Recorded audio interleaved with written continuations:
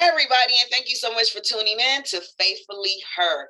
I am your girl, Liana Michelle, and I'm so super excited today to have such a beautiful, spirited woman online with us today, Minister Carla J. Minister Carla J is the wife of a pastor, Pastor Glenn Robinson. She is also an ordained minister herself since 2008. She is the founder of a virtual ministry called Speaking a Word in Due Season. Minister Carla J has sought to help, empower, inspire, educate neglected and addicted abused women since 2007. She ministers to the sick and the shed-in community also. She is a servant of her community for the past 28 years, working with Christian youth and troubled teens at juvenile justice centers and Warren Family Mission. Minister Carla J has over 20 years experience in the healthcare industry, education, community advocacy, and motivational speaking. Her vast educational studies include anatomy and physiology, phlebotomy, business, and general studies. She has attended and received various certifications from institutions such as Trumbull Memorial, New Skills Academy, Bryman Medical College, the American Society of Phlebotomy Technicians, and the American Society of Clinical Pathologists. While also working as an independent home health care advocate, Minister Carla J is a busy, busy woman. Okay, so we are really blessed to have her here with us today. So I'm going to ask everyone to put their hands together I'm sorry. Before we do that, I do also want to mention that Minister Carla J has she is certified phlebotomy instructor as well as a certified life coach, and she's a certified BLS provider and mentor. So everybody, please put your hands together and let's welcome Minister Carla J. All right, thank you so much for coming on today. And I also didn't mention that Minister Carla J is also an author. So we have a lot of stuff to unpack today. So I hope you guys are ready for a great show. How are you today? Hello, Leona. I am blessed and highly favored. I'm grateful for all that God is doing in my life, and I look forward for even more, greater. Amen to that. We were just before coming online, we were just talking about how God moves. How if he wants to steal you, he can steal you, and so forth. And Minister Carla J was telling us that she and her husband are COVID survivors, and I just want to say I'm so happy that you guys survived it and that you're here to tell the story and have yet another testimony to add to the miraculous things that God can do for you. Yes. Amen. God is good. All right, well, let's jump right in. Okay, so we know that there is decades of service in the healthcare community. Did you always want to be in healthcare, or how did you get your start there? From even out of high school, I actually, as a young woman, I helped take care of, my great grandfather as he aged, and then straight from out of school, Leona, I went straight to I worked in a nursing home, taking care of elderly people, doing activities with them, and also taking care of handicapped people. From there, I went into the healthcare field as far as the hospital, and eventually it branched off into me doing phlebotomy, and then I ended up being a phlebotomy instructor. And from there, I taught at a vocational school. I trained medical assistants. I did the EKG phlebotomy, because they have several skills. So I was one of those teachers selected to do that as well. So yes, yeah. Over my mother was a phlebotomist. Yes. So yeah, I've spent a lot of years hanging around her in that industry, and even when she was going to school for it, and I was like the little kid in the corner doing my homework while she was getting her instructions. So. Yeah. Yeah, it's a very good feel, and it takes a skill set in itself because you're dealing with sticking somebody with the needle. Right, exactly. And I always had this prayer that I would pray. You know, I would always ask God, we all have our certain, little prayers that we pray to God. And I would always ask God to bless and shine upon the work of my hands. And God allow me to see through the vein. And I'll tell you, I became the one that people would call to get the hard sticks. And I was always so proud of that, not arrogant, but proud in the fact that God had answered my prayer and he began to shine on me. So I was one of the people that, if I come in the afternoon, there's blood draws left because others felt they couldn't get them. And, what have you, but God just blessed me so in that area. But I always kept a lot of prayer over that skill, which I'm not doing it now, but when I did it, and he blessed me so until he took me to a point where I could train others and also proc the phlebotomy test so that others could get their license, their certification.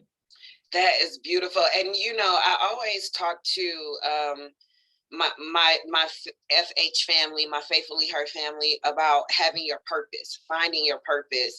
And and I always let them know not everyone's purpose is going to be in a pulpit. Sometimes God finds your talent and he cultivates that to use you the way he needs you to be. Yeah. You know what I'm saying? Yeah. So I always tell people, like, don't look down on whatever that talent is, because that just might be your purpose.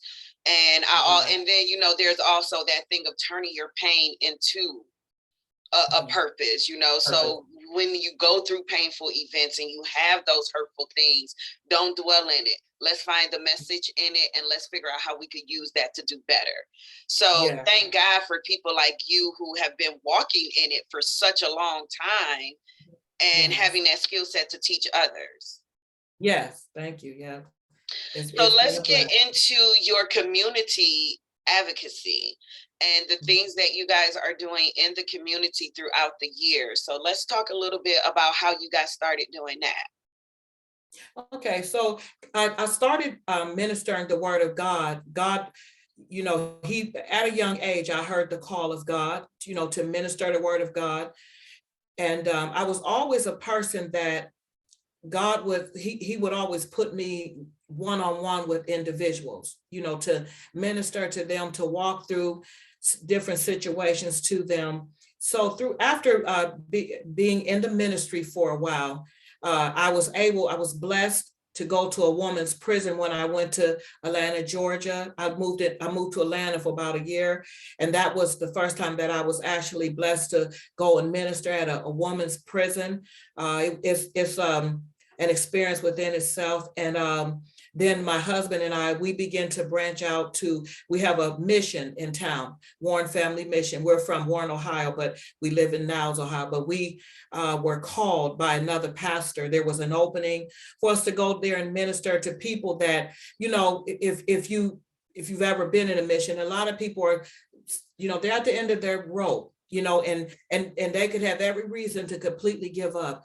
But God blessed us with such a great experience there. We would go there and minister. He blessed me to go to the Juvenile Center to minister to young people. And I've always been that person that God had his hand on it wasn't even so much that he would always put me around people that I knew or that I grew up with. It was just people that he would just assign me to, and I would minister to them. And then he took us to a high rise where there were elderly people, people that couldn't get out.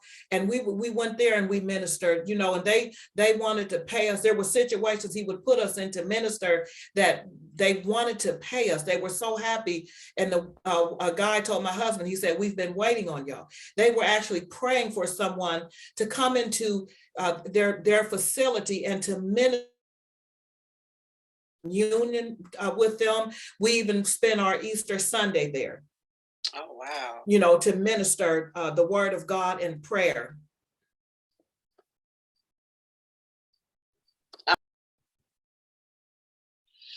Okay, so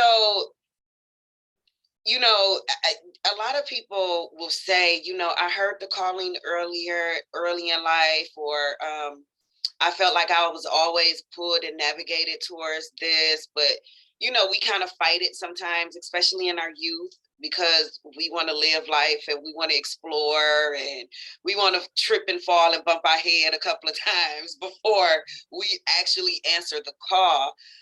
Did you ever experience that, or was it just spot on, you knew? What I experienced, I was very shy, and I was afraid to talk in front of people. But I've never experienced not wanting to do God's will. If allow me to go here quickly, there was Samuel who chose to obey God, and there was Saul who chose to not obey. God gives us a will, and God even wrestles with us. And like you said, running from the call. Some of us, we will run, and God will still have grace and mercy on us to, he's a lot at that time. And then, some kind of way you'll find yourself where you really are supposed to be. I can't honestly say that I wrestled and ran from God in a sense that I didn't want to do it. I was always, now when it came to standing before people and ministering, that was where I kind of wrestled, because I was always very shy and couldn't look people in the eyes and everything. And as I look at myself now, I'm just so, it's amazing to me. And because I can remember the very first time I stood up with a microphone in my hand to minister the word, and my knees would shake. But God, he gave me that boldness, to come in, to get into the place where he would have me, and brought me to where I am now. So I've been in the ministry, like I said, for quite some time. 1989 was when I first stood before a church and ministered, but the community things and being there for people on a one-to-one basis, he always had me in those areas. Good. And I want people to get that message right there, because there was a message in there, and I don't know if everybody caught it. She said she was shy. She wasn't really comfortable standing in front of people and speaking. And when she got up there for the first time, her knees was knocking, but God gave her what she needed to get through that. And not only get through it, but to get through it with a rhythm, a skill set that nobody probably knew your knees was knocking but you. You know what I'm saying? Nobody probably felt your fear or your shyness or any of that, because when God moves you to do something, he's going to give you everything you need to get it done. Yes. So that's the message I want people to hear. When God moves you to do something, he's going to give you what you need to do that, because you're doing it on his behalf. So he's not going to send you to the grocery store with no money. He's going to send you to the grocery store with the list and the money. He's going to make sure you have a way to do those things. So trust in that. Okay, I'm sorry. I just wanted that message to get out there.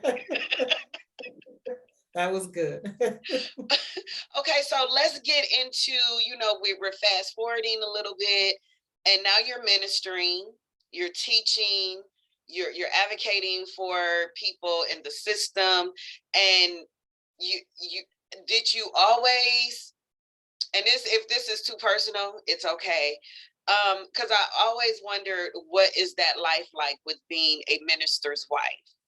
So was that something too that God brought? Did you know that this was what your man at this particular time, or did God have to tap you on the shoulder and say, "Girl, stop playing, he the one"? I was already in ministry when I met my husband. Okay. And he was in ministry as well. He was a deacon in training. But I'll tell you, if I have time to tell my story, my husband was, when we got together, he was driving down the road and he met a guy, picked the guy up, and the guy was here from another city and he needed help. So my husband was an instrument in helping this young man to get in church and, get his life on track and what have you. And eventually this guy met someone in my family. Okay. And so it was Men's Day at our church, and now the guy that my husband picked up walking, he then invited my husband to come and visit our church. And when I walked through the door, there was my husband standing by the water fountain. And so 6 months later, I was his wife. So it wasn't, For six he was, months? yes, ma'am, we dated 6 months. And it wasn't that he was, oh, I didn't know him. You know, we were from the same city. And then when we finally got to know each other, we lived on the same street. Oh, wow. So yes, it was really, it was, I say God, you know how they say God has a sense of humor, but I always prayed, my prayer was always, God, when I meet him, let him find me, you know, working for the Lord. Let him find me working for the Lord.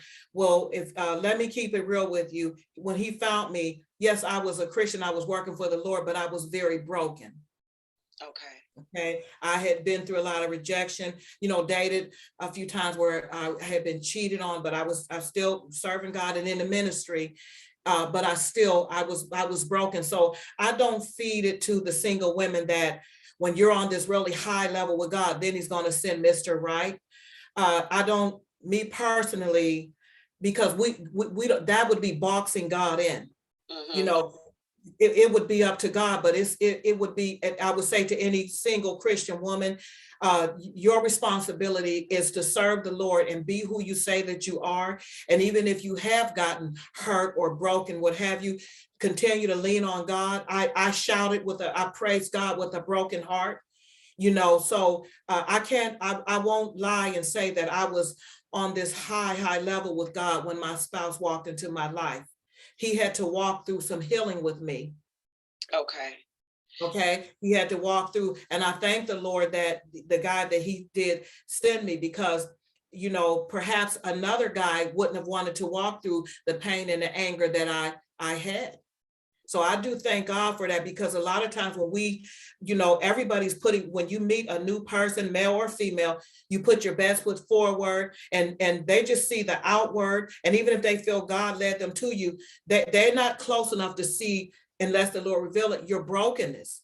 Mm-hmm. You know, and so I just thank the Lord that when he realized how broken and I was, and the anger that I had in my you know, within my emotions and what have you, that he didn't make a decision to leave me.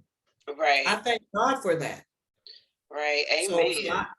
yeah, I would say to any single woman, and I would say to, you know, in your singlehood, you know, while you're just walking with God, love yourself, validate, if you've been hurt, validate your feelings. Validate that you have a right to feel hurt and broken because of what was done or said to you. And then take those feelings to God. Don't allow condemnation of the enemy to set up, and then regain your self-worth.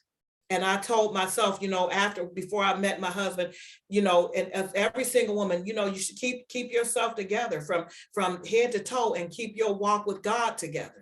Don't let Mm-hmm. anybody feel like, well, this person, okay, well, I wasn't your cup of tea, but I'm somebody's cup of tea, because I'm all that. Because the Right. word of God told me that I was all that. Too bad you didn't have enough sense, you know, to realize, but he'll send the one who does have the sense to realize your worth. And you have to Right. realize your worth. And you're right about that. As you know, just something that you said made me think of something that my mom used to say about keeping yourself together.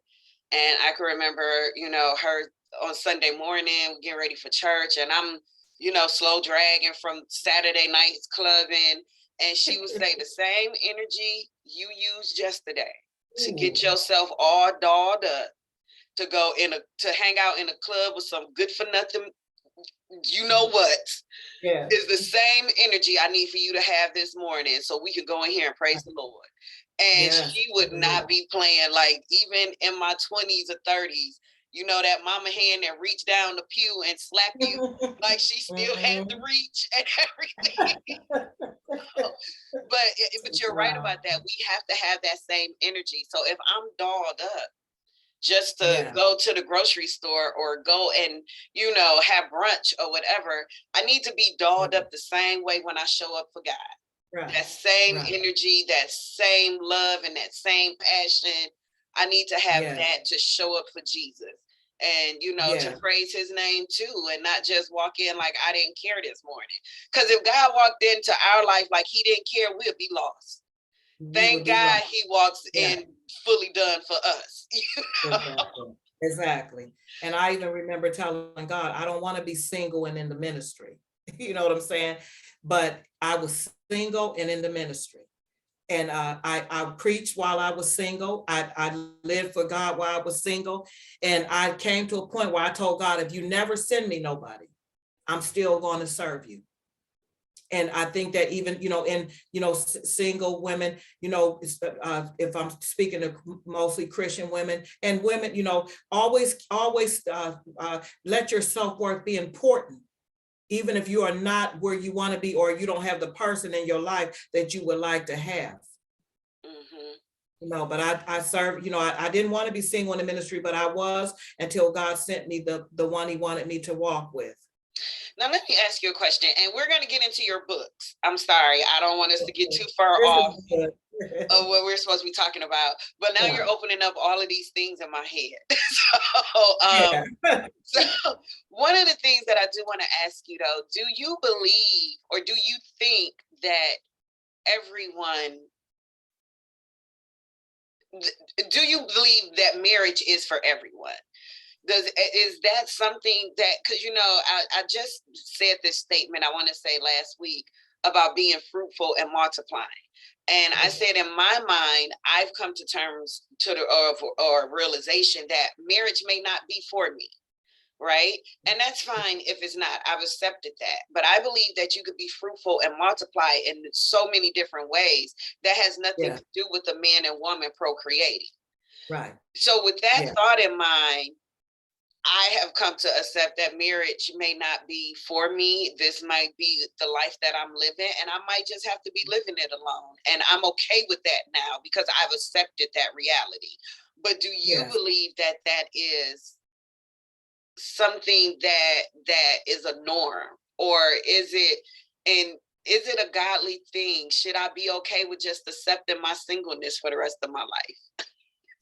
Well, I agree with what you are saying, but I think that if we are burdened by it, and it's something that you truly desire, and there's like even like a heaviness, or something there that you feel that's missing, is it okay to speak from a Christian point of view? Yes, ma'am. Okay, so I'm speaking from a Christian point of view.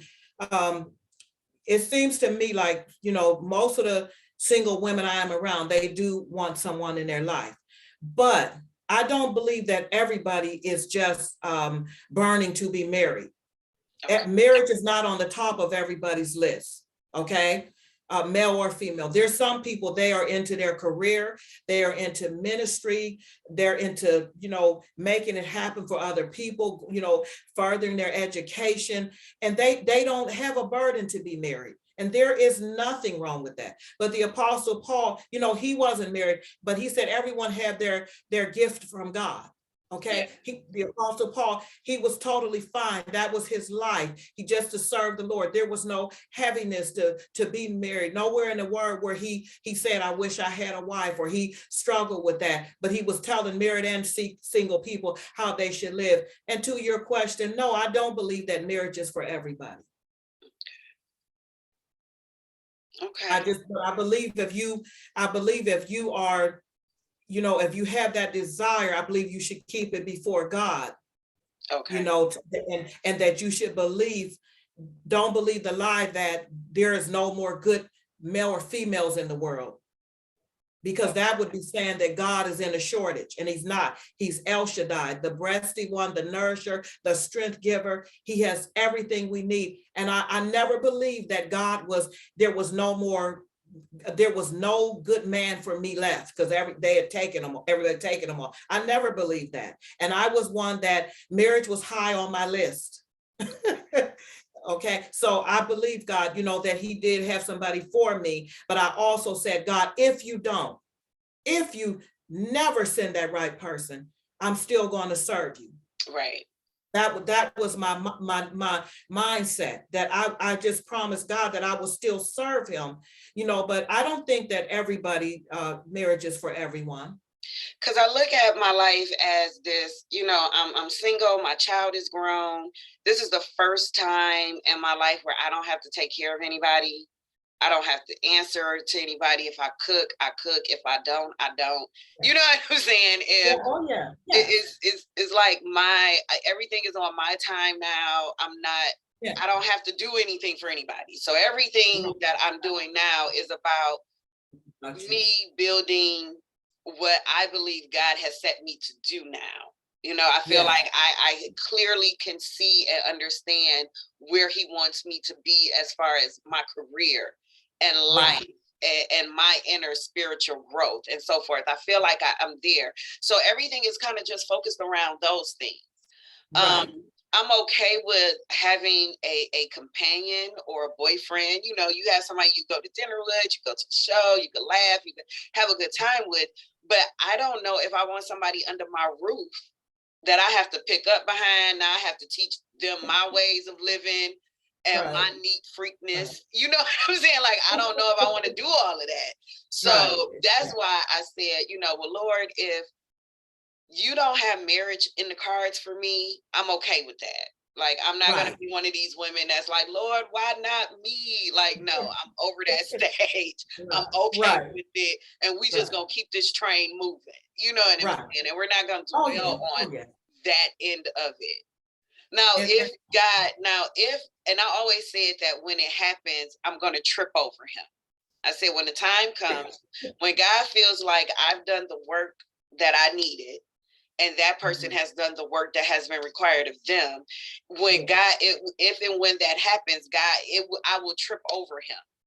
It's going to be right. something that's going to be so easy and so simple as, oops, I'm Yeah. sorry, I tripped over it. You Right. know what I'm saying? And Yes, it'd exactly. be I do. something that Yeah. simple. And if that trip never happens, I'm okay with that also. And that's a great place. That's a great place to be, because I think a lot of single women, mainly single women, and it could be men as well, but a lot of times it's high on our list, and sometimes if we're not careful, we could even fall into depression with that, or start feeling that you're less than. But that where you are, that's a good place to be. And then you have to think about their widows, someone that lost their spouse. They've already been married, they've raised children with their spouse, they've bought a home with their spouse, and then suddenly they find themselves single again.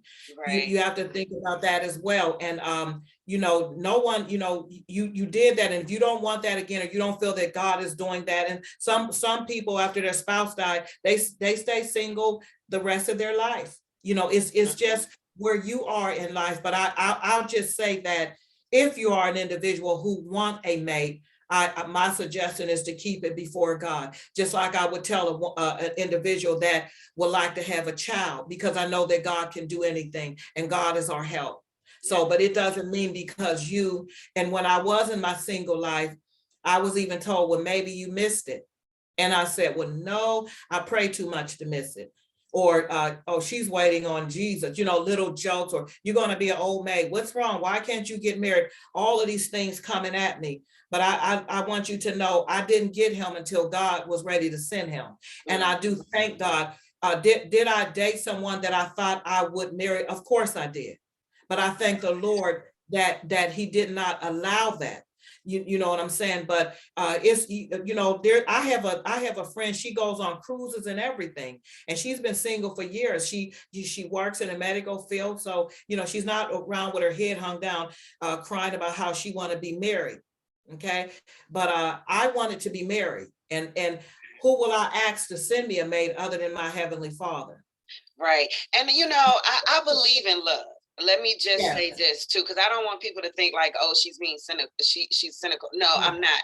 I believe in love. Like my friends would tell you, I live in a Disney space when it comes to love. So, I'm hearts and rainbows and flowers and unicorns. Like I'm like in the la la land of love. I honestly, truly believe in love.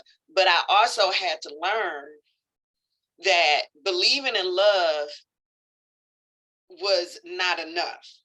That I had to believe in myself more than I believed in somebody giving it to me. I had to learn how to love me Right. and Exactly. and be good to myself and not put all of that into is this man gonna come into my life and make me feel loved and make me feel desired and this and that? I had to feel that for my own self. I had to be able to look in the mirror and say, girl, you is looking fine. I'm loving you, you know, or hug myself or give big up myself and give myself those praises and compliments instead of seeking it from an outside source that is not necessarily authentic. Because I'm not saying all men, but you know, a lot of times you get those good morning beautifuls and hey baby and sweet things and all of this and that because they're seeking something from you. And what they're seeking isn't authentic. They're seeking a moment of pleasure, not a moment of real intimacy. Or you know what I'm saying? And those are two different things. Being intimate with somebody does not necessarily mean we're laying and rolling around in a bed somewhere. So I had to kind of learn that difference also. And in learning those things, it made me stronger. You know, God sat me down and, you know, like I said, when I was talking to him, like, hey, Lord, if it's meant, yay. If it's not, yay. I'm okay with it. But the response back was, you need to do some work on you. Because I used to be that girl that said, Lord, why not me? You know, I see this person over here, they got a man.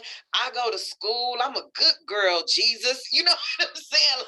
Like, I'm not scamming the system. I bring stuff to the table. I'm a partnership. Like, you know, all of these wonderful things that you think would make you a good catch.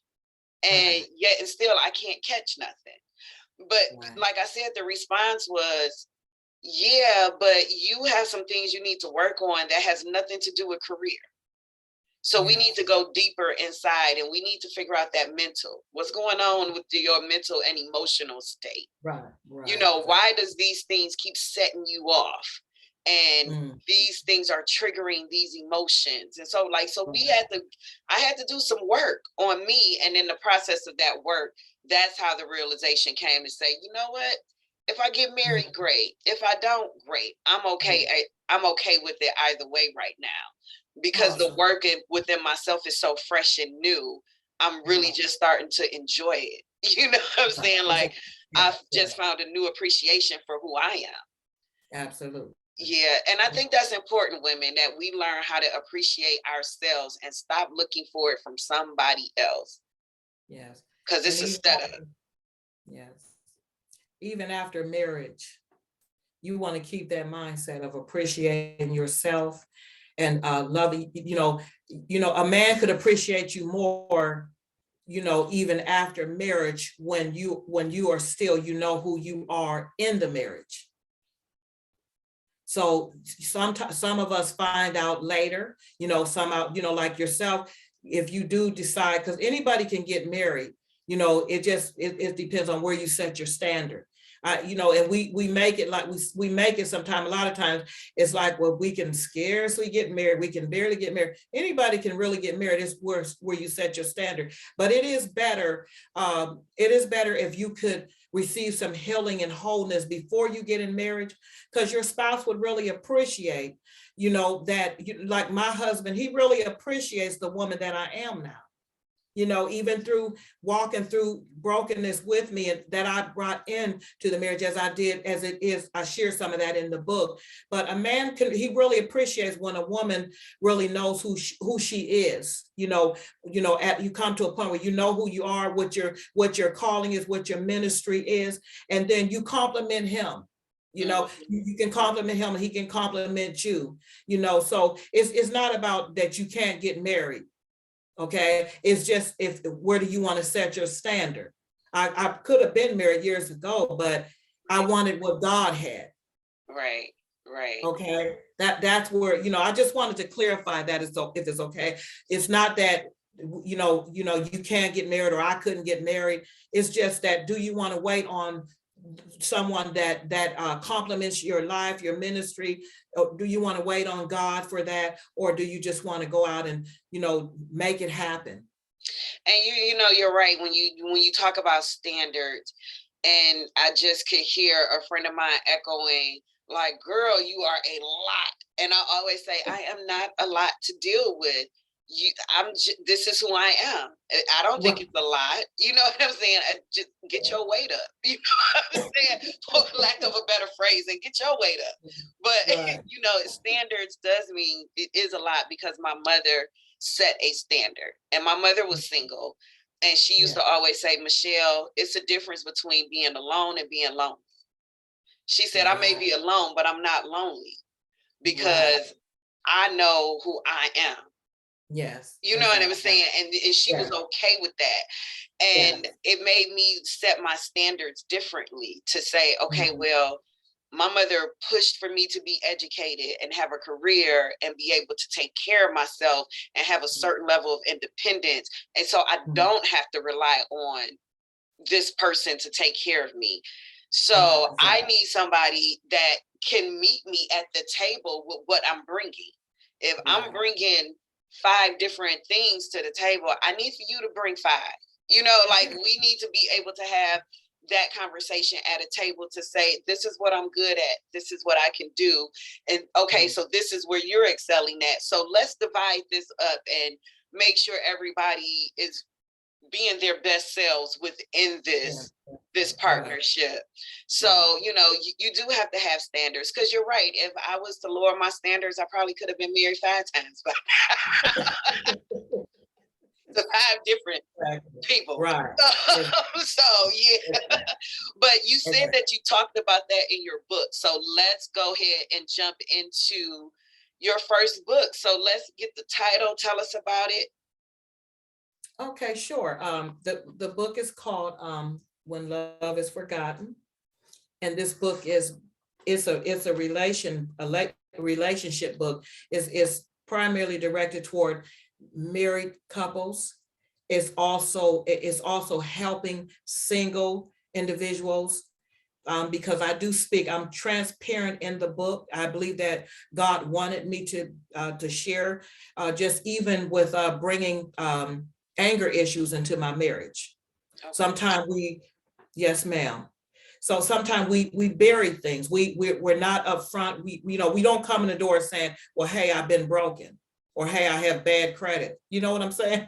Right. So later on, things begin to unfold, and that person to begin to see, that this wasn't, this person is more to this person than what meets the eye. But when you meet someone, you put your best foot forward.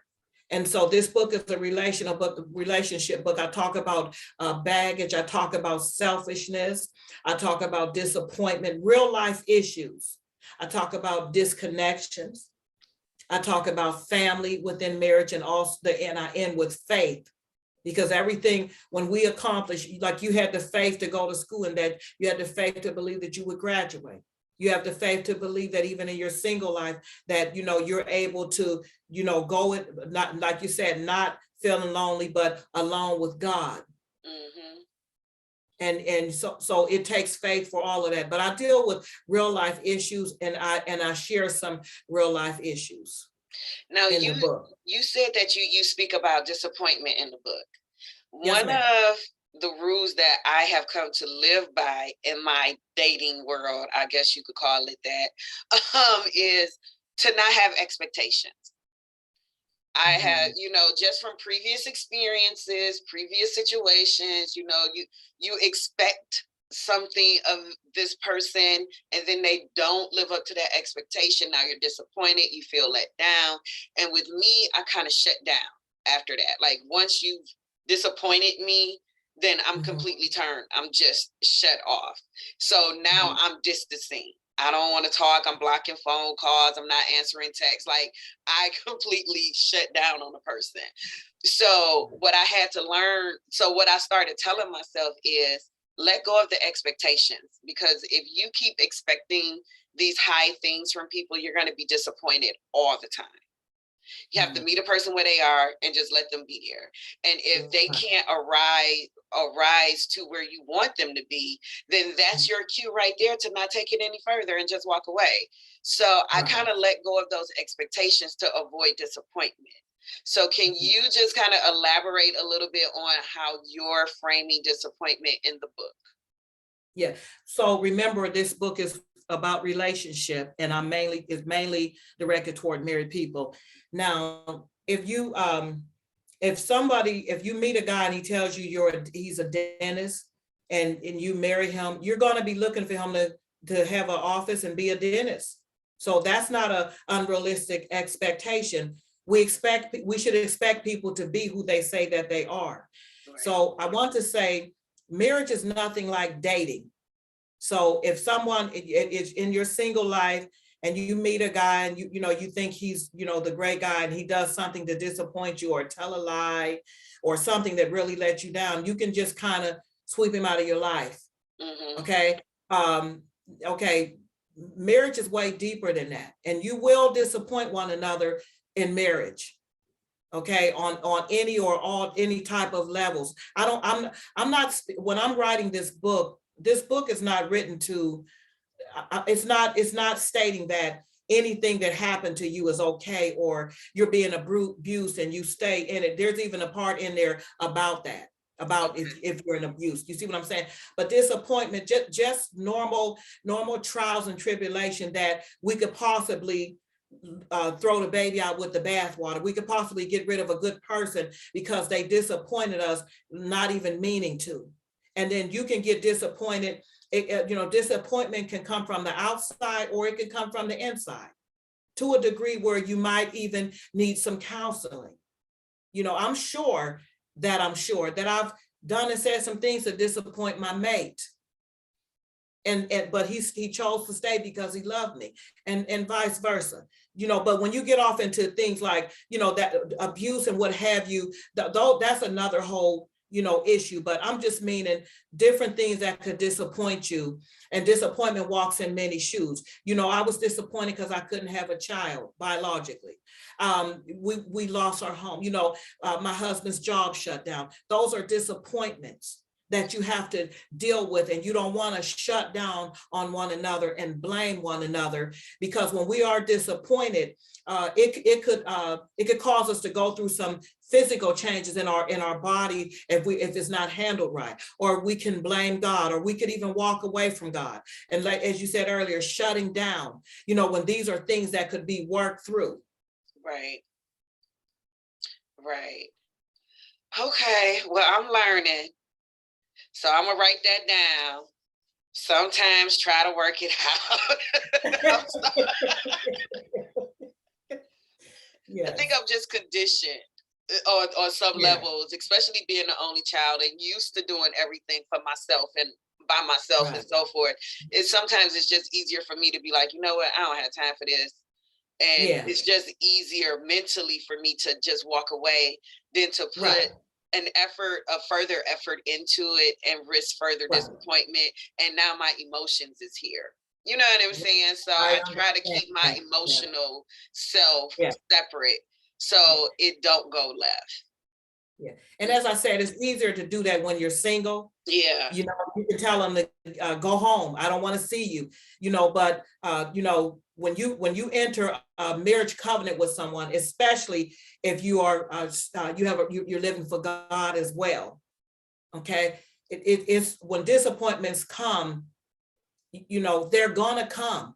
That's life. It's life. We're going to be disappointed, even if it's not by a spouse, it's by someone. Disappointments are going to come, and we don't want to use the same, we don't want to use the same tactic of every time I'm disappointed, I'm going to shut down, or I'm going to close you out. So I deal with married people, married couples, or you could be getting ready to enter into marriage. And then, like I said, you have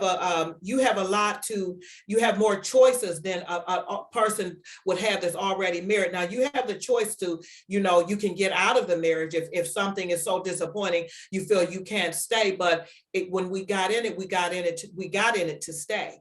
We promise God, the people, that whatever comes, I'm in it to win it. I'm here.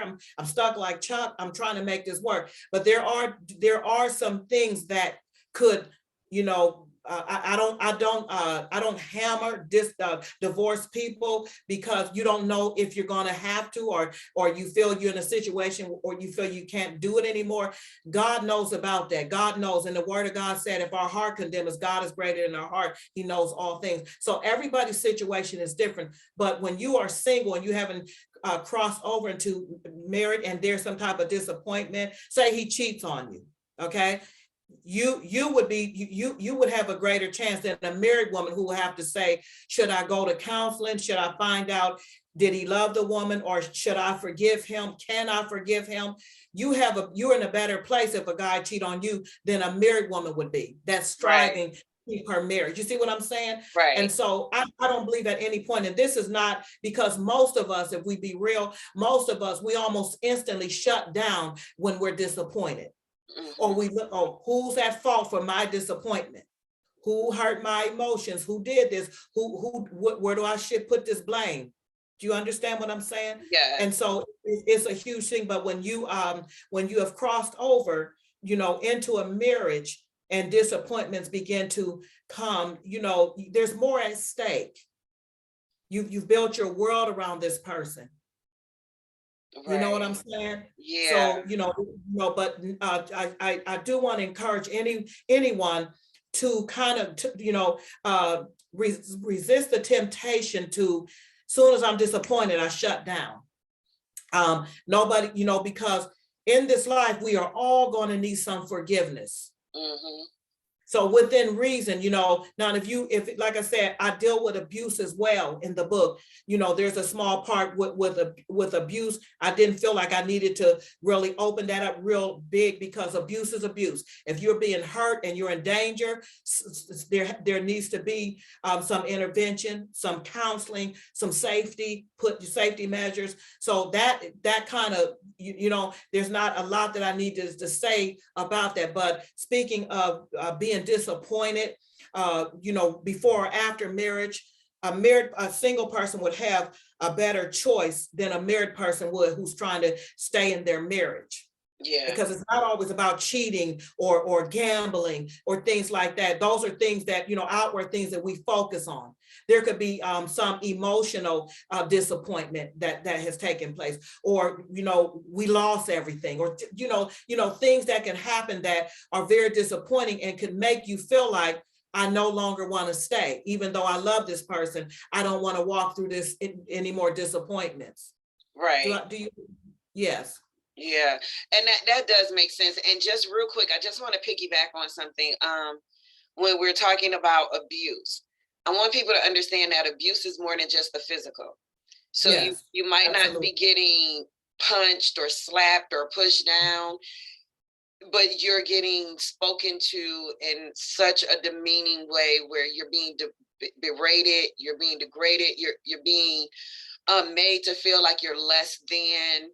I remember my son's father said to me, when my son had to be a couple of weeks old, he was still in ICU, and we were having a conversation about visiting him because he's in an incubator, and I was breastfeeding. So, whatever. Anyway, he made a statement to me that said, "You will never find nobody as fine as me ever again in your life." And I said, well, baby, give me the opportunity to find out. You know what I'm saying? Like, please give me the opportunity to find that out for myself. And you could be gone. You know what I'm saying? Even a statement like that is designed to make you feel bad about yourself. Exactly. And yes, that could be a form of an emotional abuse. So I want people to understand abuse is more than just physical. It's verbal, it's emotional, it's mental. It puts a strain on your whole person. Right. From head to toe, it's putting a strain on you. It's hurting you. It's affecting you in a negative way. It's making you feel like those things are true about yourself, and it's not. So I always want to put that clear, because I know somebody that was in a situation with the man, and because he didn't physically hit her, he said, "I'm not abusive." And I said, well, abuse is, it doesn't just come in the form of a slap. You know what I'm saying? And I had to kind of break that down. Abuse sits like this, it looks like this. So if you're saying these things, you're doing these things, you're threatening her, you're making her feel like her life is in danger. That's a form of abuse. You know, so I just want that clear, because I don't want you to be sitting at home tonight and you saying because James didn't hit me, it wasn't abuse, but James just threw the whole chicken dinner against the wall. You know what I'm saying? Like, I want you to look at it from a bigger picture than that. And if you need help, there's places you can go to get help. Okay. So that's our first book. So the first book is about the relationships, and you're pretty much, like you said, targeting marriage relationships. So how did we get to our second book? Because you've written two books. You wrote two books, right? No, ma'am. This is, I am a new author, and I'm the author of the book, When Love is Forgotten. I was giving you chapters. Oh, okay. Okay. Yeah, I'm sorry. I'm like, I could have swore I saw two books. Okay, yes, ma'am, because I deal with a lot in one book. Okay. I deal with a lot. I deal with abuse. I deal with, you know, not letting go of baggage, you know, trying to overcome past baggage, emotional baggage. You know, I deal with disappointment, selfishness, what have you. So what would be one key, well, and it probably can't be a key one, but what is one thing you would tell somebody that is dealing with emotional baggage, the process to letting it go, or, you know, dealing with confronting it? Yeah, you have to, because most of us do bury it, and you have to be honest about where you are. You have to be very honest about it. As like, I had to come to grips that I literally am struggling. Anger has a stronghold in my life because of past hurt and feeling rejected and what have you, had been cheated on through my dating season. So you have to be honest about where you are. You have to be transparent with yourself first, and be transparent with God, because he already knows where you are. And then the healing process, you know, we can get before God and get in his word and begin to confess those things, put those things before God. And it's not an overnighter. You can't, with emotional healing most of the time. Now, can God instantly heal you? Of course he can. But a lot of it it takes you first. It's hard to admit sometimes where we are. Mm-hmm. It's hard to admit that, hey, I have anger issues.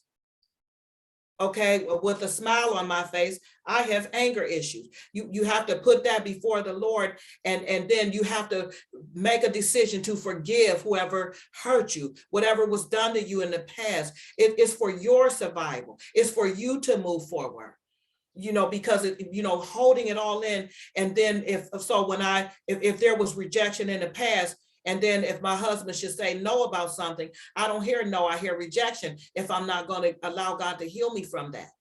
Right. Because every no is not a rejection no. You know what I'm saying? So I would tell anybody, if you, and most of the time we don't even want to call it baggage. We bring so many things into our relationships, and most of the time we don't want to call it baggage. And so when we are faced with a problem such as disappointment, what have you, the first thing we do is we try to do self-preservation. You know, we try to protect ourselves. You know, but bearing emotional baggage, you know, it could, once again, it could even send you. I was researching, and I was doing some studying. When you hide your emotions and you bury those type of emotions, and you try to disconnect, and you tell yourself you're okay, this is how I'm going to survive, but I'm going to keep everybody, I'm going to build a strong wall around me.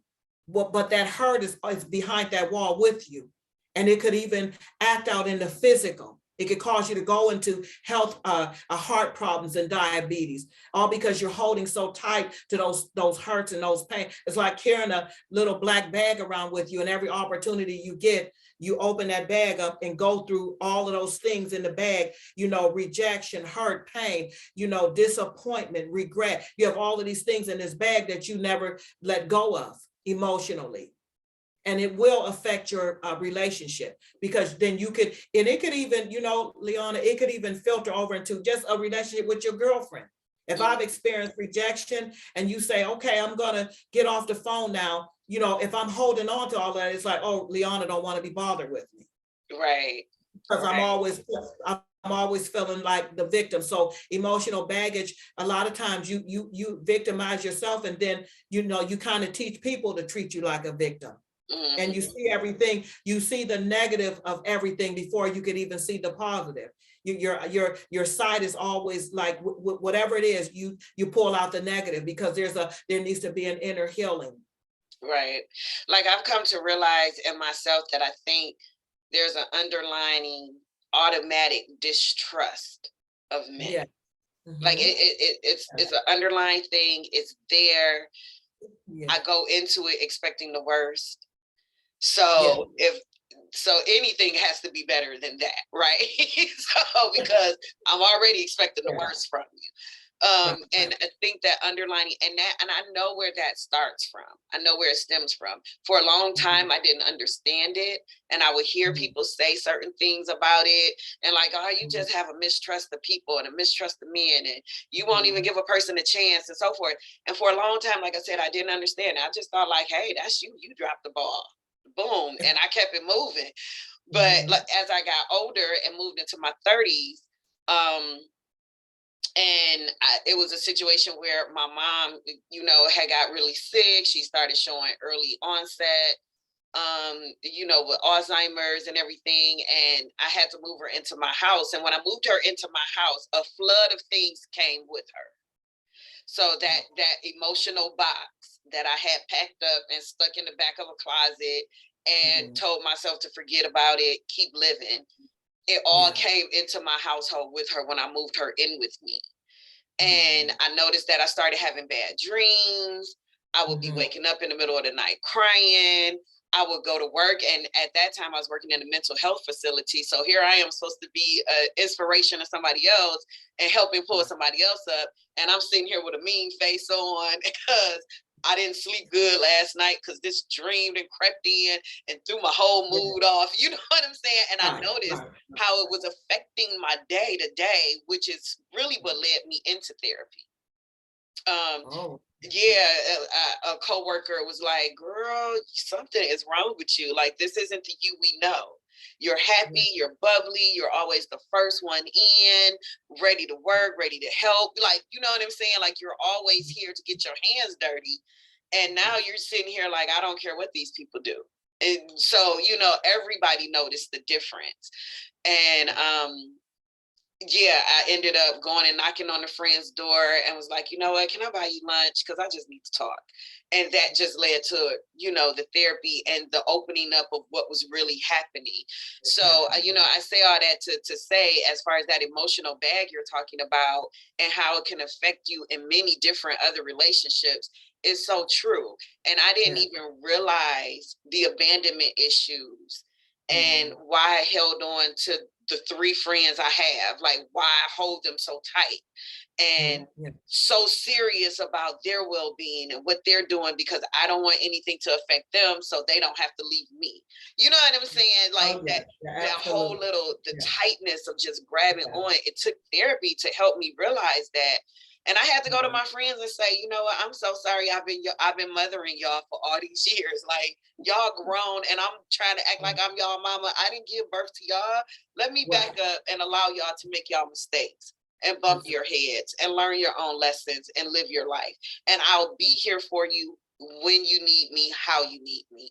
But I have to stop doing this because I'm holding on to everybody so tight. I didn't realize I was suffocating them for fear of losing them. You know what I'm saying? So that was a big lesson for me to learn. And I still struggle with it. Sometimes I feel myself sliding back into that mother mode. And then I have to pull away and take a couple of weeks off and regroup and then enter back into the situation like, hey, y'all, you know what I'm saying? I'm a little bit humbler now. So, so people, please be mindful of where you are and how that is affecting your day-to-day relationships, whether it's the husband, whether it's with the child. Because even with my son, I have abandonment issues. Like I want to hang on to him all the time. And even with him in a different state, I'm so in his business. He just be like, Ma, I can't take you right now. Like, you know what I'm saying? He'll be like, I'm going through a tunnel And I'm like, Trey, I'm looking right at you. We're on FaceTime. You're in your house. You're not going through it. But you know what I'm saying? When he tell me like I'm going through a tunnel just so he could end the call with me because I'm being too clingy. Right. You know, so I still struggle with it sometimes, that whole feeling of abandonment. Yes. It's real though.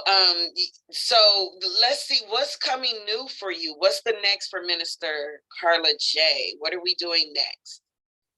Yes, well, my next endeavor is concerning the book. I'm looking at doing some virtual ministry with the book, possibly starting a book club, starting with my book. I want to do virtual ministry in the sense it's like a marriage boot camp, but it's not going to be just geared to just married people, because there are single people now that are in relationships that are looking to be married that probably need some healing before they enter into that or looking in that direction. So I want to encourage people through this virtual ministry. We want to talk about a lot of real life issues and pulling things to forward, coming front and center with where we really are in our emotions and things that we could, lay down, while we're married or before we get married. Or if you're a single person and need to be healed from rejection and what have you. I'm not going to just limit it to married people, but it's going to be kind of like to help people that are already in their marriages. And then we can show single people, like, if you already struggling, work on that now before you enter into a relationship. Some of the things that I'm dealing with, you might, that I've entered into my marriage with, you could get some healing before you take on a person, a marriage, because that's a human being you're coming under the roof with that didn't grow up with you. They don't see things the same. And then on top of that, there's some emotional healing that needs to take place. Right. So I want to do some virtual ministry up and coming with, on When Love is Forgotten. So with the virtual ministry, I know that you also have a wellness where you do life coaching and things like that. Is that also virtually right now? Yeah, with my life coaching, I have clients that I have my, it's in PayPal where I send them the link. They hit the link. That's where you make the payment. And we don't meet in person. I do kind of like a dual call with them, face to face. And we talk about things. I help them. A life coach helps you to walk through your issues, and a life coach kind of encourage you to face the truth where you are and lead you to the answer that most of the time you already have. So I am a life coach that, where I do get clients, and most of the time it's usually someone coming about their relationship, much to my surprise. But I do have some that's coming for other reasons. And then it's normally when they come about one thing, it ends up being like 1 to 3 things. So I life coach right on the dual call or the, even a Zoom call, like, today it's something like that. Okay. Because you helped me today. I don't know. I'm going to have to see if I could put you a few pennies in the mail, girl. Because I think you helped me a little bit today. Yes, ma'am. No, really. Because, that's why I love doing these. Because with the different and the various guests that come on, everybody has something that can benefit. And you don't even really know that you needed it, and that you like, oh my God, I didn't know I even needed to hear that today. But that just touched, and it moves you and it touches you. And then next thing you know, it's a part of you implementing it into your daily routine and so forth. So I love doing these because I learn so much. And I just think it's free therapy. But it is. Now, another thing I wanted to just say real quick, because I don't want to miss out on this, because I think somebody else is probably going to say, why didn't you go deeper? You said you and your husband dated for 6 months and then you guys got married. I know people that were in relationships for 20 years before they got married, 10 years before they got married. And, and you'll hear people that say, well, how long does it take? Like, or, I heard a male say once, a man knows when he wants to marry a woman. He knows that. And it's not going to take him 2, 3, 4, 5, 10, 20 years to figure that out. He's going to know that within the first year of you guys dating. He's going to know whether or not you're the one he wants to marry. So if piggying back on that, and you guys being married after 6 months of dating, what are your thoughts on the longevity of a lot of these relationships and that decision to get married? Well, when I met my husband, few months in, he says to me, he said, "I'm not trying to date you for a year." Okay. I didn't know that he was going to say that. I was, like I said, was already in ministry. He was in ministry, and he already had his mind up. And he later told me he did know. He said that when he seen me, he just, once we got to know each other, he knew that I was his wife. In fact, he put a ring in the layaway. We were kind of persecuted for the shortness of the relationship. Everybody had something to say, and it was too soon and what have you. It was a lot said at that time, but I believe that God, when I would pray, because I didn't want to shut the people's voices out if it was a warning. So I said, well, God, if he's not the one, and I would always get a peace in my spirit from God versus, when I was dating a person that, and it was an alarm going off in my spirit.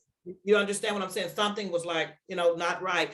But I personally feel that in a long-term dating season, to me, it just seems like, from my experience in talking to individuals, the woman always seems to be the one to lose, if she allowed, because first of all, know your self-worth. And it, I would say, if I was teaching someone on dating, I think that you should know by a year, if you're asking me, and I think you are. Yeah. I think that, I don't think it takes 5 years for somebody to know if they want to be with you for life. Okay. I just don't. I can never bring myself to believe that, because then you fall into somebody getting all the benefits without a commitment. And then, without a real life commitment is what I'm saying. Because you can be, that's my boyfriend of 5 years. That's my boyfriend of 12 years. But I kind of, I didn't have any intentions on allowing my husband to date me for 5 years. I had no intentions. I would just and I was just so crazy about him when I, met him. I just kind of like fell in love kind of quick and everything. But I had no intentions on ever dating him for 5 years. Okay. Yeah, because if nobody has ever told you that you all that, the Bible tells you all that. God tells you that you all that. Do you understand what I'm saying? Yeah. So you don't really have to get even when, like I said, I had dated and, got my heart broke or whatever before I met my husband and everything. But it's like, okay, but I'm still all that though. Like you're the idiot. I might not I wasn't your cup of tea, but I'm somebody's cup of tea, and you always have to, even if your self-esteem had fallen flat on the ground, pick that up. And you don't want to fall into, and jokingly, when I counsel single women, I know like sometimes single women, it's like, well, I'm desperate now and I'm ready to just settle. And I always tell them, have some limitation to that desperation, boo. Yeah. Don't just let somebody walk on you or do whatever. Because if a man dates you for 10 years and he married the next girl in 6 months, how are you going to feel when you've given him 10 years? Right. Okay. So I always try to protect women in the sense that don't just let yourself, if you know that is not what you want, you might stand to lose him if you're just going to play by all his rules. You know what I'm saying? Like whatever he wants, because I want to keep him around, then whatever he wants, if he wants 10 years out of me, whatever, 12, just to have him. So then that you would have to check on, well, where am I at with my self-esteem? Right. Where am I at with my self-worth? If it's everything, if he's letting me know I'm going to date you for as long as I want and never make you my wife. And then I'm sorry. Okay. But when I think about that too, I look at it from the point of view of, okay, so we're dating for 10, 15 years or whatever, a medical emergency happens, I'm not even your next of kin. Woo. I can't even make the call for you. I can't tell them whether to take you off the machine, keep you on the machine, do the surgery, don't do the surgery. I can't, I have no say so in anything because we're not married and I'm not your next of kin. So if we have a child, say we have a 10-year-old child, that's your next of kin. So you want this 10-year-old to make the call for your life in a critical situation? Now you're traumatizing the child. You know what I'm saying? So it's a lot that goes into it. When I think about stuff like that, like I think about all of that stuff. Like, no, because if like when I had my heart attack, my son had to come from Georgia because he's the next of kin. So it was like, Doc, don't touch me until my kid get here. You know what I'm saying? Like, we can't make the decision until my kid touch down.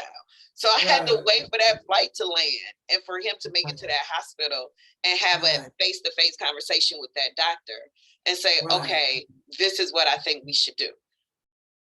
You know, so, I mean, if you're in a situation like that, you know, let's think about that, ladies and gentlemen. Let's think about that. If something, especially with COVID, you know, you've been living with this man for 20 years, now he get COVID and you can't say nothing. You know, like you have to call his mama and hope she answers. You know what I'm saying? Because you're not the next of kin. So I always think about stuff like that. Yeah, that's good. Yeah, and we should. Yeah. Yeah, because that's a hurtful thing. Like I couldn't imagine being with somebody for 20 years and then they're sick, or you know something happens and I can't make a judgment call. I can't. You know, we may have had 1,000,001 conversations as this man and this woman as to what you want done and how you will want it to be carried out.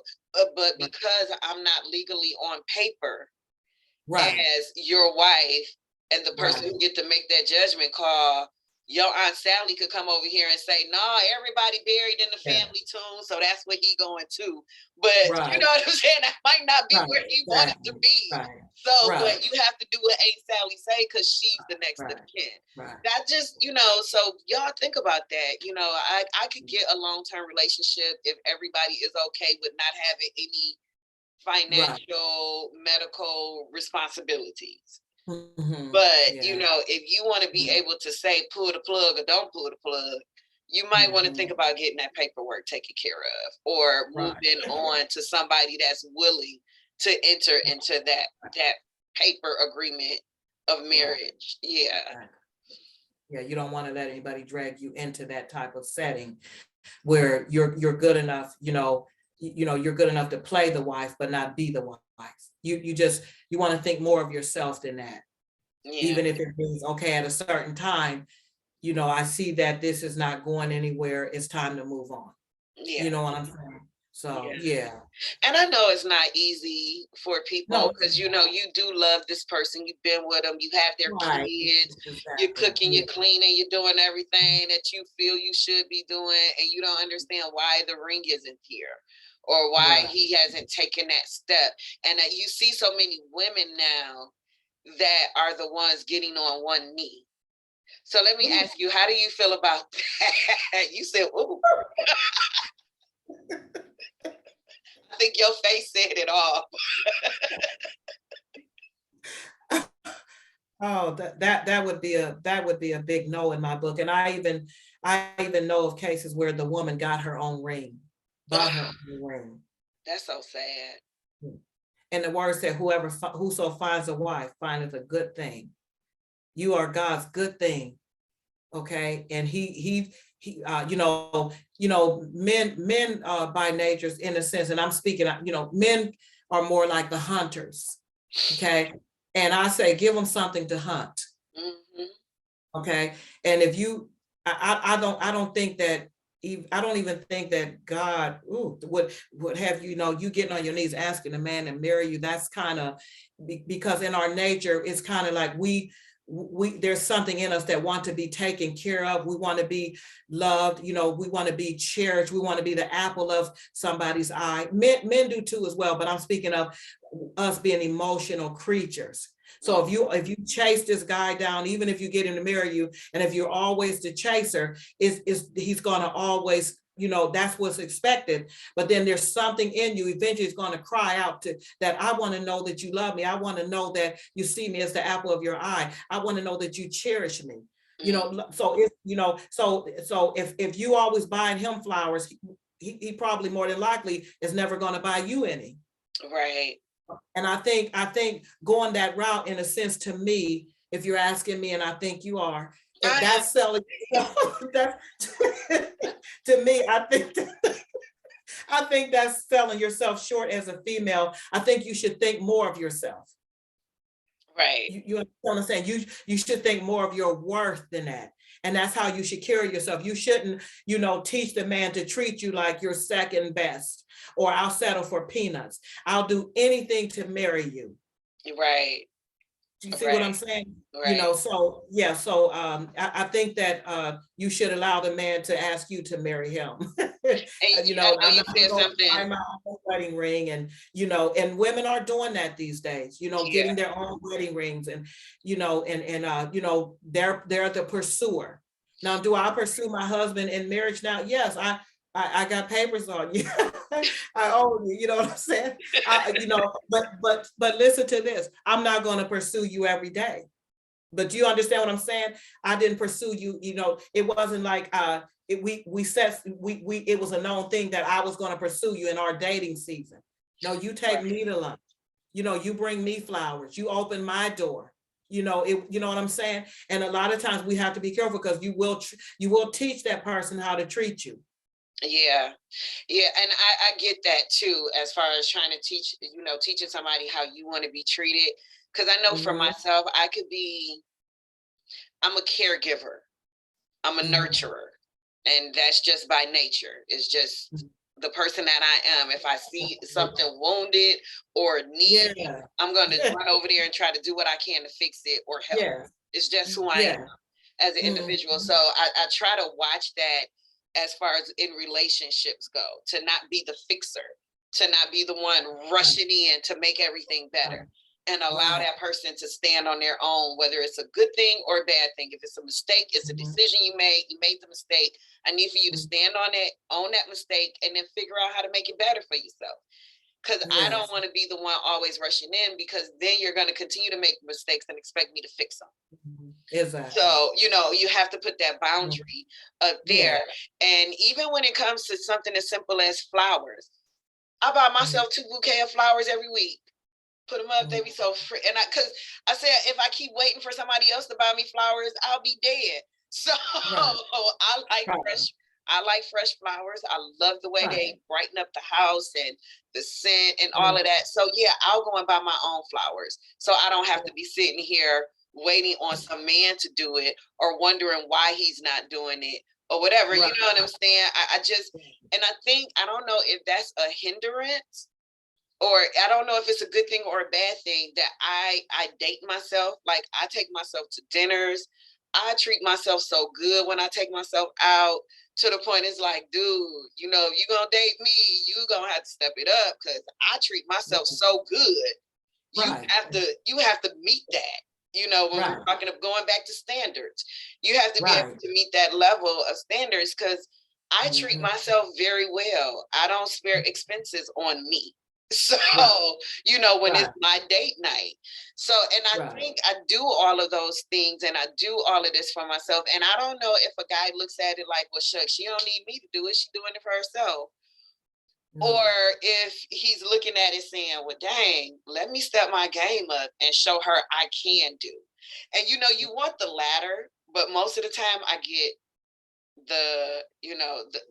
she does it for herself. She don't need me to do it. So I end up not getting things, because I do it for myself.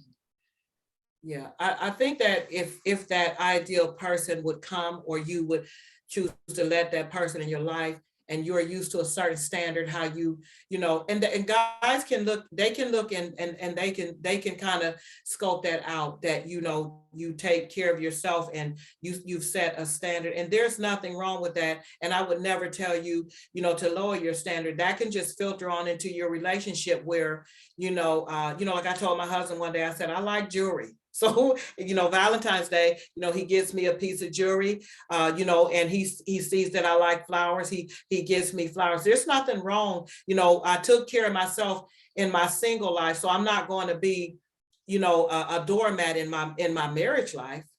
Right. And I think the mentality of feeling like, well, I'm just going to settle for something. I think, females need to try to resist that type of mindset, that I'll just have to just settle for it in order to have a man, in order to have the opposite sex in my life. No, you shouldn't, because if you allow a guy to step to you any kind of way, then that, you have to own that. You have to take that blame. If you allow him, to flip, if you, and first of all, a guy that's really about something, he's not going to try to flip that around on you. It's usually, someone that don't really have itself together, and we allow somebody like that to come into our life. You know what I'm saying? If we keep it real, you know what I'm saying? So there's nothing. One guy told me, just he was dating my friend and what have you, and he just told me, he said, if I didn't know you, he said, I would just look at you. He said, the way you dress, this and that. He said, and I would say, oh, I know she's taken. And I said, well, my husband didn't say that. He asked for my phone number. You see what I'm saying?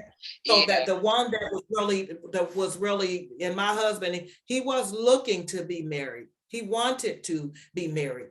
But I think sometimes as females, we just have, kind of, we kind of have given off the aroma that I'm so desperate, some of us, that I'll just accept anything. I've been hurt, I've been beat down. And so rather than getting healed to find out who I really am and what is my worth and how does God see me, rather than doing it, sometimes we'll just keep accepting, the same person, but a different suit.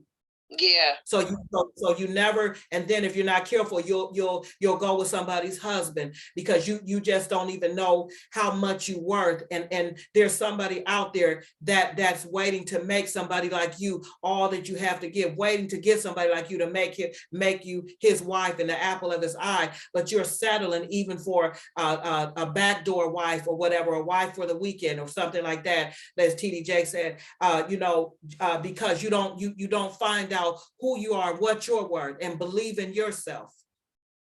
Yeah. I think women, we just have to be so careful about that, because you want to be the apple of somebody's eye. You don't want to always settle for seconds, when the love that you can give, the person you can be in a relationship, but you put that aside to just be a doormat. We just have to be so careful, because we are worth it, women. We are worth it. Like my mom used to say, Michelle, you could do bad by yourself. Girl. So you don't want, she used to say, like, you don't need nobody to hold your hand to catch the bus, to get to the food stamp office, to get the food stamps. You do that by yourself. Like, you could do bad by yourself. So if you want somebody that's going to elevate you, you want to be able to elevate them. And what I had to learn is to find my happy within myself. Right. Like, so if I'm happy as an individual, he can be happy as an individual. I don't want his happiness to depend on me, and I don't want my happiness to depend on him. But I want us to be able to find happiness together and create something new. You know what I'm saying? So, and I think that's important also. And another thing that you said about being the backdoor wife, because I was a mistress for some years, but I learned a lot during that time frame. I did learn a lot, because I walked into that thinking I didn't ever want to be in a relationship. So it was easier for me to be with her husband, because he wasn't my responsibility. So, like, I'm being so honest with y'all right now. And I spent 7 years in that situation, but I learned so much about myself in that situation. And what I learned was, hey, I'm better than this. Yes, absolutely. and I can do relationships. Like, I'm a good girl. Like, that's that 7-year time frame is when I realized I'm a good girl. You know, I have these qualities. I can offer these things. I do, like, hey, I should have my own. You know what I'm saying? Like, I don't want her man no more. I can have my own man. And my mother used to tell me, Michelle, as long as you sleeping with that woman's husband, you blocking your blessings. God can't bless you in the middle of mess and chaos. And right now your life is messy and it's chaotic. So until you leave that woman's husband alone, you cannot get blessed. When I tell you, within 30 days after ending that relationship, God started opening up doors. It was ridiculous. It was things I didn't even, I'm like, I never even heard of this company. I never even applied to these people. Who are these? Like, just calls just started coming in. And I'm like, oh my God. So all these blessings was just sitting there waiting, but they were blocked because of the chaos that I was living in. As soon as I stopped that and I went to God and said, I'm sorry, I humbled myself, I repented to him. It was just like a floodgate of blessings just opened up and just started pouring down. And all I could hear my mom's voices in my head saying, I told you, told you so, told you once you left that man wife alone, God had something in store for you. So, you know, women think about that. Sometimes we're in these relationships and we're the other woman or we're the side chick or whatever they want to call us. And you're wondering why this is hard and that is hard and why this keeps happening. And, you know, the car is breaking down one day and Lord, now I'm laid off and little Billy then got kicked out of school for fighting and all of this stuff is happening. A lot of times it's because those blessings that are due to us are being blocked because of the actions that we are committing here. Sometimes we got to leave her husband alone to get the blessings that God got in store for us. And that's just real talk. I'm hoping that, you know, if there's a side chick out there listening, don't shoot me. Just really take that into consideration because I've been there. Yeah, you know, just take the words and sit on them for a minute and then reflect and see where, you know, you could be missing out on your blessings in life because you're living in a chaotic mess. Exactly. Okay. I'm sorry, girl. I could sit here and talk to you all day long, real talk, because you are really, like, you're helping me so much. I feel like I'm going to go and make some phone calls and be like, listen, we're going to change this game up a little bit. So where can we get your book? You can get When Love is Forgotten. You can get this on gc4enterprises.com. gc4enterprises.com. Okay, and I do have their website, and just so everybody can know, Minister Carla J, her information will be in the description box below. The website where you could purchase the book will also be available for you. We will also have the information for her virtual ministry and her life coaching. So if you need help or you're looking to seek, you know, further guidance, maybe you feel like you just on that hamster wheel and you keep doing it and you just can't seem to get off of it and you need a little bit of help. We're going to give you all of Minister Carla J's information so you can seek the help that you need and get the guidance and the support that you need to make that next step. You know, a lot of times it's just about having faith. You know, believing in yourself. Sometimes you just got to take that leap and trust that God is going to catch you. He's not going to let you just flat on that ground. He's going to catch you and he's going to guide you through. He's the wind beneath your wings. You know, he's there for you. And we have to trust that. And sometimes God is waiting on that. He's waiting for us to take that leap of faith and put our trust in him so he could show us what he's all about. Because God likes to show out. I don't know about the God you serve, but the God I serve, he shows up and he shows out and he likes to show out for you. He likes being that blessing and showing you what he can do. You know, he likes doing that. So it's just up to us to take that leap of faith and jump out there and allow God to guide us to where we should be in his name and for his glory. Absolutely. So, Minister Carla J, any final thoughts, anything you want to leave us with, Any other contact information? Do you have Instagram or Facebook? I have Instagram and Facebook. I like to. My life coaching is called Second Wind Life Coaching Services. Carla Robinson is my Facebook. I have it posted on there as well. But the book is GC4 Enterprises, and Second Wind Life Coaching is my where I life coach it'll take you straight to the PayPal, and to drop the payment, and then we schedule your sessions. I do pay as you go. I charge $35 an hour for pay as you go, because everybody don't have money like that, so I don't refuse anyone. And then if you lock in 5 sessions, that's $125, and you're already locked in with your sessions. Is however the person needs to do it, but I recommend 5 sessions. And after that, I will still be your life coach. If you feel you need more, you can call me. I have a page up. It's called Speaking a Word in Due Season. That is where I put my sermons. So I share a word. There's one sermon on there now. We had some bad technical difficulty, but I'll be up and running with just sharing an 8 to 10 minute sermon. And a lot of people are. I'm sorry. Now, is that a website or is that through? No. It's a Facebook business page. It's Speaking a Word in Due Season. Okay. And it'll, when you follow it, it'll just jump up whenever I'm on there. But as I said, my life coaching services is Second Wind Life Coaching Services. Okay, and so we have Carla J. Robinson for Facebook, Second Wind Life Coaching for the life coaching services, and Speaking a Word in Due Season, which is the virtual ministry through via Facebook. Yes, via Facebook. Yes, okay. Absolutely. And the number, I have a number on, I'll have a flyer. I have some flyers up already with the phone number on it as well, or people will inbox me and say, hey, I can use your service, your coaching and mentoring services. So there is a phone number if you want to take that as well. Ready. That's 330-219-1890. And that is for Second Wind Life Coaching. 330-219-1890. Yes, ma'am. Okay. Yes, ma'am. Yes, ma'am. Yes, ma'am. Well, we are going to make sure we have that in the description box for anybody. And also, you guys, the website goes live in a couple of days. So every YouTube show automatically filters into the website. The website will have the bio of every guest with all of their contact information also for you. So if you miss it on YouTube, you could catch it on the website, and I'll make sure that that information is also available for you, so you can have a recap on all the guests.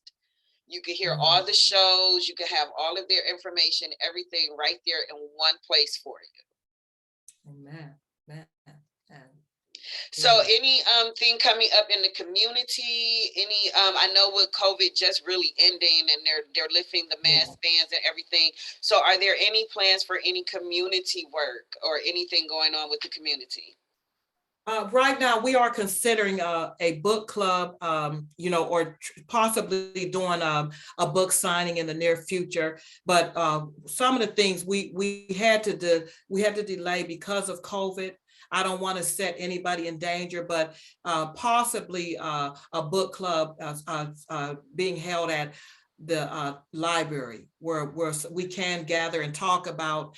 I believe that there is so much in this book and in this book that it could really help a lot of people, men and women.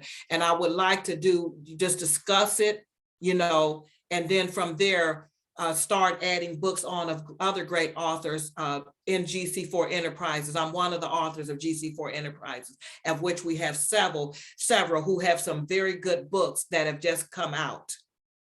So so that would be the next thing as far as community, what I would be doing, and anything that God would open the door for up and coming. But right now, more virtual. Okay, and we Yes, will have more of GC4 Enterprises authors coming on yes, and gracing our presence in the near yes, future. So you'll get to meet them and hear about the projects that they've worked on and what they published and their meanings and their journeys to that yes, particular publication. I just want to say again, I think that your story is one that so many people can connect with, because like you stated, you had your dating season where you were disappointed, you were cheated on, you were let down, you were hurt, you were emotionally broken, and a lot of women can't admit that they're broken. So to yes, hear you say that you were broken was, yes, it touched me different, because we like to try to hide our brokenness. We don't want people yes, to know that we're hurting or that we're broken and we have all these issues going on with us. So we, like you said, we put on a face and we put on our mask and we come outside and we smile and we play nice like nothing is wrong. And then we get back in that house and we take that makeup off and we break.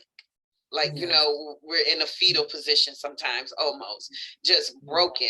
So it mhm, was really refreshing to hear you to be able to say, I was broken when I met my husband. And thank yes, God he was willing to walk through that with me. Because yes, not a lot of people do that. yes, ma'am, Not a absolutely. lot of men are patient enough, Yes, strong absolutely. enough, or considerate enough Yes, ma'am. to hold your hand through your Mhm. broken period and help you Yes, find, peace on the other side of that.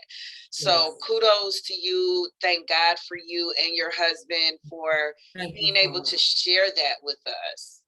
Yes, ma'am. Thank you. Thank you so much. No, I really do appreciate that. And I really want everybody to go to gc4enterprises.com and purchase the book. Nobody is perfect. Nobody can do it all by themselves. You might have been married for 40 years now, and you just not realizing that every time Clarence chew, it irritates you. Get the book. It might help you deal with the way Clarence is chewing right now.